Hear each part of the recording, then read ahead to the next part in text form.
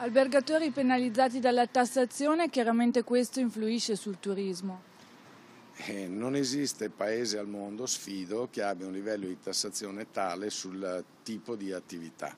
Spiego meglio, se io provo a spiegare a un mio collega spagnolo o tedesco che cos'è l'IMU, questo sgrana gli occhi, gli spiego cos'è la Tari e la Tasi, sgrana gli occhi, gli spiego che esiste una tassa che si chiama IRAP che va a penalizzare chi ha più occupazione e chi ha più indebitamento, nel nostro settore quindi le aziende più virtuose, chi ha investito per ristrutturare l'albergo e chi dà molto servizio.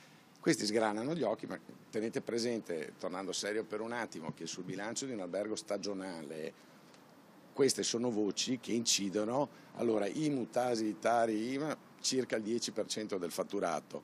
Ma dai, mettiamole tutte insieme attorno al 10% del fatturato. Sono tutte tasse indetraibili, quindi l'albergatore stagionale che gira la Claire al 1° di gennaio non sa se aprirà l'albergo o se lo riempirà e comunque ha già un 10% di ipotetico fatturato impegnato. È una follia.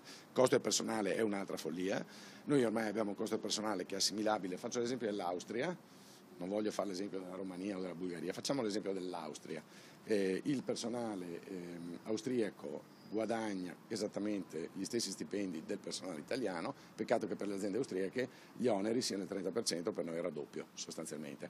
È una situazione francamente insostenibile nel lungo. 1, 2, 3, 7 anni di crisi ce l'abbiamo fatta, ma adesso abbiamo bisogno di avere un polmone aziendale di utili per poter fare gli investimenti.